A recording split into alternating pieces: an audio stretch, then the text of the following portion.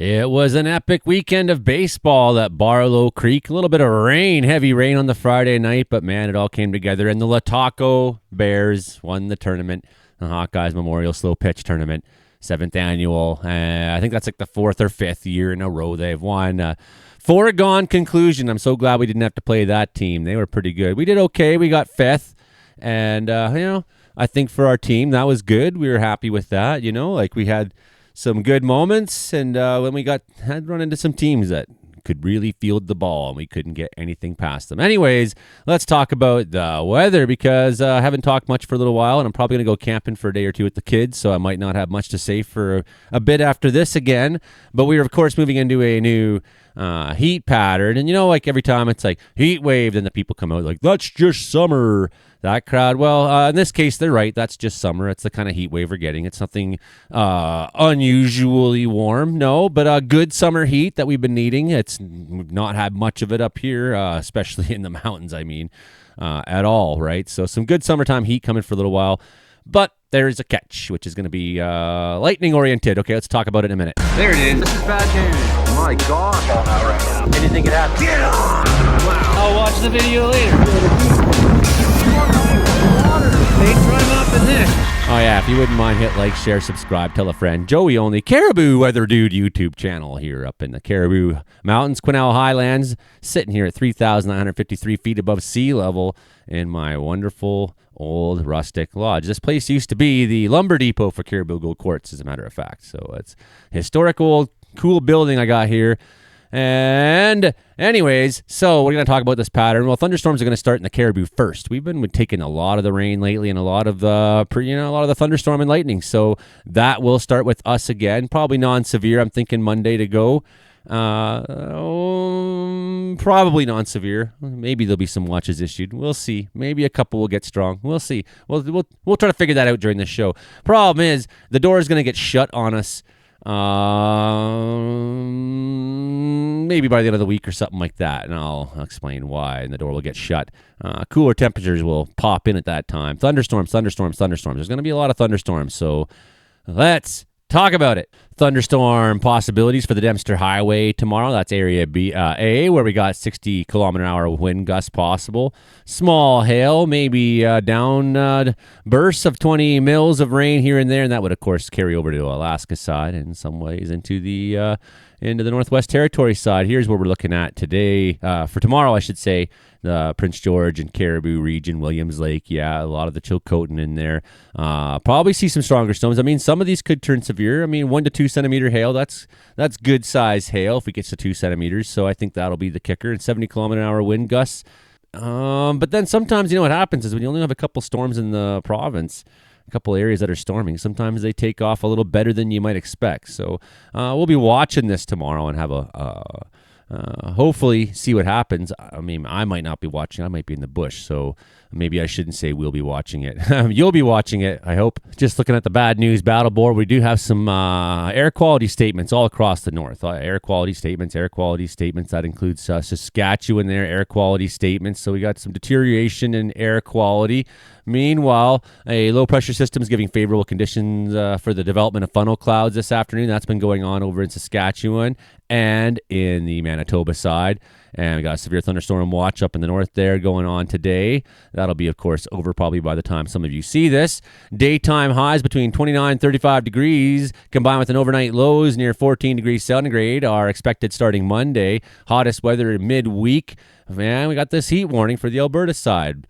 So everybody who's in southern Alberta, prepare yourself for some extra hot heat. Speaking about Saskatchewan and funnel clouds, low pressure system over central Saskatchewan Saturday caused funnel clouds and a possible land spout tornado. Environment Canada received reports of possible land spout south of Humboldt near Burr on Saturday, June 28th. At this time, there's insufficient evidence to confirm that a tornado has occurred. However, meteorologists are investigating it. They're seeking pictures of the suspected tornadoes and or information on any damage it may have caused. Should you have any information, please report this to 1-800-239-0484 or email storm@ec.gc.ca or post to hashtag SKStorm. Following is a list of reported funnel clouds on Saturday, one near South Allen at 2:17 p.m., funnel cloud near Humboldt at 2:25, west of Humboldt at 3:45, north of Reynolds at 4:54 p.m., near Vanscoy and Delisle at 5:06, and funnel cloud south of Saskatoon at 5:31. We may have more information on this in the coming days. So let's get into the story on what's happening this week. And of course, this is the 500 millibar animation. This basically shows us our jet stream. Well, look at that. Some kind of a hurricane type thing going on off the Gulf of Mexico this week there, it seemed like, or a tropical storm at least. We are not going to do forecasting for them, though. As you can see, I got this ridging here, so that's going to be bringing in the heat to Western Canada. In comes the heat. That will change the fire conditions for some people, although BC, look at this. Look at this, what's going on here for us. So you see how this upper level low, I've been talking about it all year, this upper level low pattern just keeps coming in and filling the gaps, right? So you have these lows, they spin counterclockwise, and they're sending moisture and garbage into the province. Now, let's combine the two things together, right? So now you have the ridging and you have that heat coming in. It's going to be warm, but you also have moisture coming on through. There's a big low that's going to develop again.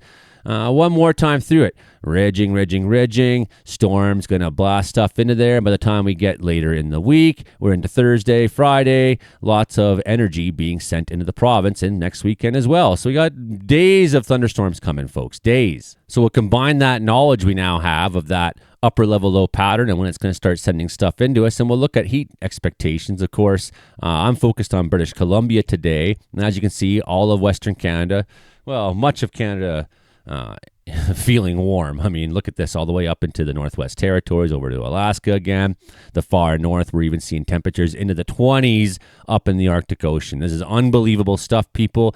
Oh, climate change isn't real, Joey. Shut up!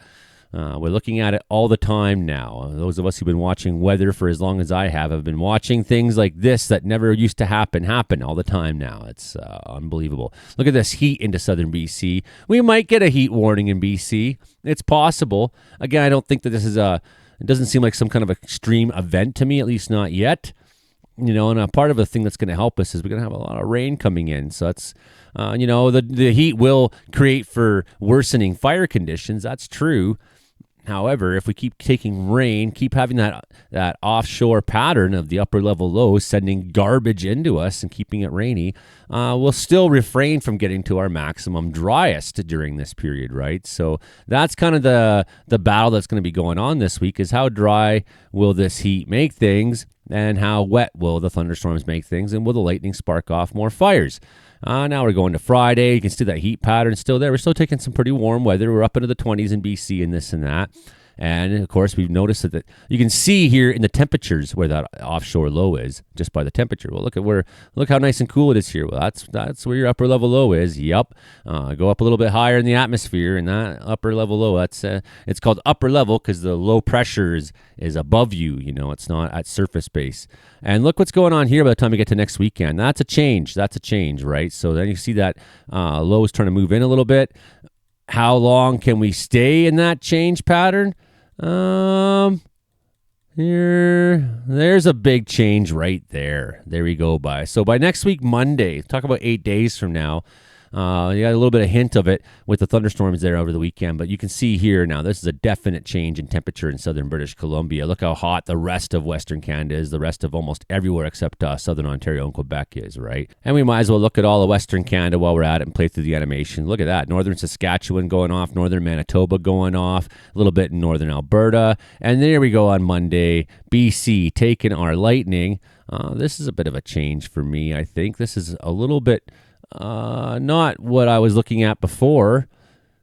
I would call that an increase in our pattern. In fact, looked to me like our thunderstorms were developing all up here in the models when I last looked at them. And yet we seem to see that now south of Williams Lake more and more. Of course, they are still going to develop up here. So that's cool. Bam, that's a lot of lightning, actually. Look at that. That's a lot of thunderstorm activity, comparatively speaking, although it's kind of centralized into mostly the Caribou and North Thompson and places like that, maybe a little bit the Prince George area, heading out towards the Rockies. Yeah, for sure. But these look like pretty good signals, man. Looks like Quesnel, Hickson, areas like that might see some good thunderstorms at 6 p.m. tomorrow night. Lillooet going to be taking some lightning probably. It's probably a little bit drier there than it's been here. So I would think that these southern areas are concerning for lightning because What's our fire danger going to be looking at in the coming days? So where are we at now? We're definitely going to see an increase in fire danger, particularly in the areas that have been the driest. That Chilcotin area has been sort of problematic ever since the spring. They didn't take the snow they needed last year. So it's been problematic, although I don't see an extreme amount of fire danger this week. No. So we're going to take some heat. And, up here, yeah, there's going to be a bunch of extreme. That's continuing. Fort Nelson area is going to keep burning. It's going to keep burning. And, we got a bunch of other fires, too, that are going to be affected by this, right? So we're seeing some indices changing in Saskatchewan and Manitoba, starting to see a little bit of activity on some fires out there that I haven't seen in a number of weeks. Now I'll pop to Tuesday morning, have a look at this instead now. As you can see, thunderstorms sparking off, especially in Alberta that day. Boom, look at that. Big ones all across southern Saskatchewan. They've been having a massive storm season. This looks great. All up and down the foothills. Of course, some of those are going to launch off once they get big enough to do so. Thunderstorms again in the Quesnel area on Tuesday, up into the Yukon, Northwest Territories, and Alaska. Taking a break for a change? Maybe. Wow, they could use one. They've had a lot of lightning up there, a lot of fires. Look at all the lightning activity, though, across the north. This has been changing the last bunch of years. I know like 4 or 5 years ago, I started noticing a lot more lightning in this quadrant. And now I'm seeing it more and more and more widening. Thunderstorm activity is becoming more and more common in the subarctic. As well as warm temperatures, right? 21 degrees at Norman Wells. Like, are you kidding me? 16 at Inuvik. Now Palatuk, Kluguktuk, they're more closely looking like temperatures you might have expected when I was a kid in the 80s, right? So now we can see 5 o'clock in the afternoon. Hickson, big time target again. Going to see a bunch of thunderstorms on this 97 corridor over the next few days. That seems to be Monday we have a lot more spread on that. Tuesday looking pretty tight. And again, these aren't heavy rain forecasted thunderstorms. These are self-creating thunderstorms. There's a lot of moisture in the ground right now. There's been so much rain already, right? So what happens is these thunderstorms have come in the last bunch of days and these rain bursts, and they've put a lot of moisture down. There's a lot of moisture available. The ground is fairly saturated in this region right now. The plants are pretty green. The water levels have come up a little bit. There's quite a bit for a thunderstorm to drink from inland if the heat is, creating evaporation. So when that evaporation is occurring, that it's stealing from anywhere it can. And that includes the sweat off your skin. But when you have things being as wet and green as they are, puddles everywhere, things like that, you're going to see as things are drying up, that moisture has to go somewhere, and it will go up, and presumably into these areas, it's going to go up into thunderstorms. So we don't have like this big Pacific pattern coming in where it's like, oh, wow, look at all the rain coming in. Like the last bunch of storm days we've had up here have been pretty rainy, right? Like these ones are all thunderstorms that are probably more rain than lightning, some lightning in them. And you look at these guys by high level, that's a lot of electricity and not a heavy-duty amount of rain. Of course, the rain falls locally and the lightning strikes wherever the heck it pleases. It might not strike within the core of that storm. So that's what we're looking at for the first couple days. Some errant thunderstorms in southern BC, yeah, but I think the Caribou continues to be the story. And that's partly because we have the most moisture to work with. Look at how that storm is going to move through on Tuesday. Could be a good one. Out into the mountains here. That's a good signal. That's a good thunderstormy looking signal. I'm excited about this one. This is good stuff. I don't know if it's going to bring me any work yet. We're not dry enough here, I don't think, for a lot of these lightning strikes to do anything crazy. However, in this heat, if some of them can take hold and survive for a while, you're going to have some fires popping up in places, I think, in the coming weeks. Especially, they might not show themselves right away, right? That's what often happens. 6 in the morning on Wednesday, are we seeing thunderstorms popping off south of Edmonton? Possible. By the time we're at 2 in the afternoon, though, look at Western Canada is lighting up again and again and again. BC, just a little in our quadrant. Of course, we're just coming into the heat of the day at 2 p.m. for us, and that's been going on for a little while as you go further east. So what does it look like when we get into our thunderstorm action that day? Caribou again. Like I say, there's a lot of moisture to work with here, still available from the last number of heavy rainfalls we've had. Thursday, What's going to happen Thursday, you think? Well, Joey, looks like thunderstorms again, this time up north of Prince George, up to Fort St. John along the Rockies. Looks like Amanika, you're a go. Mackenzie, you're probably a go in your area. Maybe some weak storms in the Caribou. Of course, by the time we get to Wednesday or Thursday, some of these things might change. We might see more lightning. I doubt we'll see less. We might see a greater risk of thunderstorms because now we've already had a look and seen that we're going into pretty warm temperatures this week. And then we come to Saturday. Now we're looking at next weekend. Again, thunderstorms. We're way out, so it's not going to be very specific. But just to give us our idea, Sunday, maybe again, there's a bit of a change going on, though, by the time we get to Sunday. You can see this bend in the isobars here, the shortwave bend. And then you're going to watch how this low is going to try to force feed us weather. By the time we come to next Monday, it's going to force feed us weather. Yes, it is. Well, watch. Boom. Here it comes. It's coming. So ECMWF is a little bit different in opinion. We were looking at the GFS earlier when we looked at the heat map, and it showed that this might change on next week, Monday. This is saying more like Tuesday or Wednesday next week. But, basically, we got a more likely than not, the pattern change will come at this time. Will it come with a lot of thunderstorms? Maybe. We might see some dramatic thunderstorms, especially if it's 26 in Prince George and 15 in Terrace. But as you can see, when you look at firms right now and just see how many fires are going on, man, Alaska's got a lot of fires going on. A lot of fires are happening in Alaska. There's been a lot of heat up there. There's been a lot of lightning. Alaska is burning good. They've had a bit of a downturn in weather. Would be great for them. Keep that up. Lots of fires reported in the Yukon. Again, not seeing a lot of activity, seeing dots around. Some of these dots may be fires. When you see a couple dots together, that's most definitely a fire. Two of them, yeah, probably a fire.